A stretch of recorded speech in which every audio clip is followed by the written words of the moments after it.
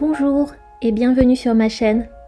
Je m'appelle Neda, j'ai 31 ans et je documente ici mon parcours sur la voie de l'illustration et de la peinture. Est-ce que je ne me lasse pas de dessiner des oiseaux? On m'a posé la question des dizaines de fois.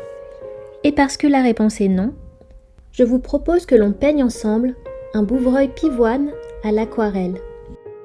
Je pense que ce travail est une réponse en soi à la question posée en introduction. Mais en même temps, je tiens à vous partager pourquoi le fait de répéter un sujet est une bonne idée pour progresser en dessin.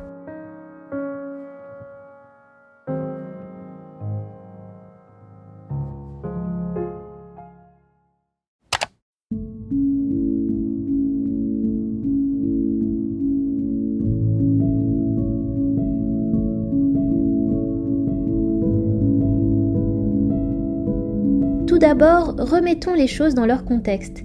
Est-ce qu'il existe vraiment un sujet plus varié que l'oiseau? Sincèrement, je trouve qu'ils sont aussi intéressants à étudier que la figure humaine. Même en les peignant de manière monochrome, ce sont des milliers de paysages que je vois lorsque j'observe les milliards de détails qui les composent.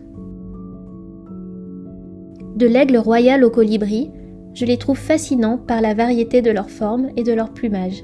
Pas vous?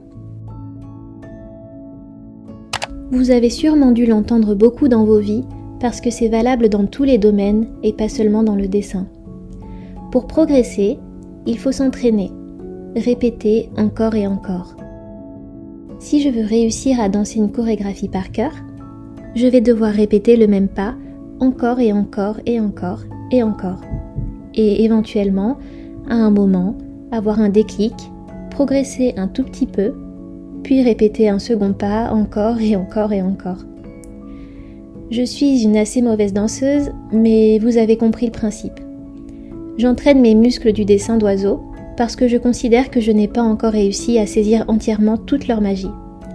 Je progresse très lentement. Un oiseau, c'est un volume assez simple en fait. Ce qui le rend complexe, c'est sa structure et son plumage qui n'existe chez aucun autre être vivant. Mais du coup, cela permet de travailler beaucoup d'aspects du dessin. La simplification des formes, les contrastes, les textures, l'expressivité. Est-ce que vous avez déjà essayé de rendre un oiseau expressif du regard en dessin? Ce n'est pas si simple en fait. Si vous me suivez sur Instagram, vous avez sans doute remarqué que les oiseaux sont loin d'être mon unique sujet. Et n'oubliez pas non plus que ce que l'on montre en ligne n'est qu'une partie de ce que l'on est. Il y a certains dessins que je ne montre pas du tout en ligne parce que je n'ai pas envie de trop brouiller mon message. Déjà, je pars assez souvent en cacahuète. Mon ambition n'est pas de savoir dessiner uniquement les oiseaux. Mais ce que je comprends en dessinant les oiseaux, je m'applique à le retranscrire aussi dans mes autres dessins. Je vous conseille de faire de même. Lorsque vous avez trouvé un petit truc sur les textures, les ombrages ou autres, n'hésitez pas à prendre une photo de votre trouvaille pour la réutiliser plus tard. Pour que ce soit vraiment efficace, il faut construire vos dessins. Ça veut dire les découper mentalement en formes géométriques, lignes directrices et plans. Les dessins d'oiseaux me permettent de m'améliorer dans le dessin de personnages, à simplifier les formes, à enrichir les regards. Raté ou réussi, ça ne veut rien dire. Vous allez changer 1000 fois d'avis.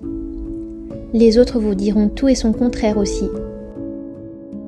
La seule question à se poser à la fin d'un dessin, c'est: est-ce que j'ai appris quelque chose? Quand je dessine un nouvel oiseau, ma réponse est encore oui. Alors je considère que je n'ai pas épuisé mon sujet. Et je recommence encore et encore.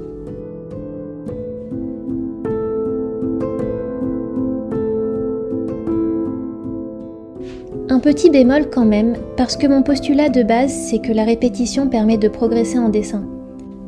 Vous vous en doutez sûrement, c'est pas mal compliqué de dessiner un oiseau sur le vif. La plupart de mes sujets sont pris dans des muséums d'histoire naturelle, sur des sites de banques d'images ou des photos un peu nulles que je prends avec mon iPhone. Cela rend assez complexe de vraiment se rendre compte de certains volumes. Et d'expérience, je peux vous dire que si vous dessinez à partir de photos basse définition, vous allez commencer à inventer des détails ou des ombrages là où il n'y en a pas. Or, si vous voulez vraiment progresser en dessin, il est judicieux de dessiner des sujets que vous voyez de vos propres yeux et de dessiner de vraies choses.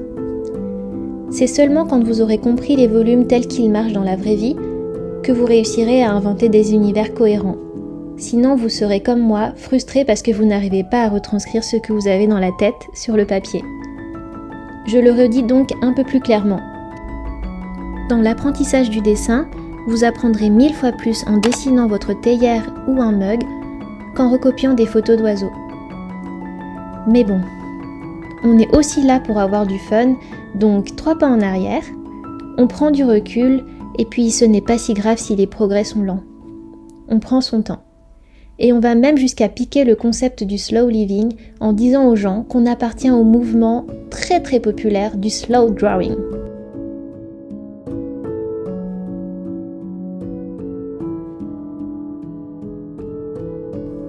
Pour finir, ce n'est pas juste par pur plaisir que je dessine les oiseaux, c'est aussi parce que dans ma démarche d'artiste, j'ai envie de sensibiliser et d'intéresser les autres à leur sujet. Vous seriez surpris du nombre d'oiseaux communs qui tendent à disparaître ou à quitter leur lieu de vie. Les oiseaux ont cette liberté que leur offrent leurs ailes, d'être ici ou là, mais ça ne les rend pas intouchables. J'espère que vous aussi, vous vous extasiez à chaque fois que vous voyez une mésange se poser sur une branche. Merci d'être arrivé au bout de cette vidéo. Et vous, avez-vous une obsession ou un sujet qui vous fait particulièrement vibrer lorsque vous le représentez ? Si vous avez aimé cette vidéo, appuyez sur le petit pouce bleu. Et si vous n'avez pas encore eu votre dose de bleu, abonnez-vous.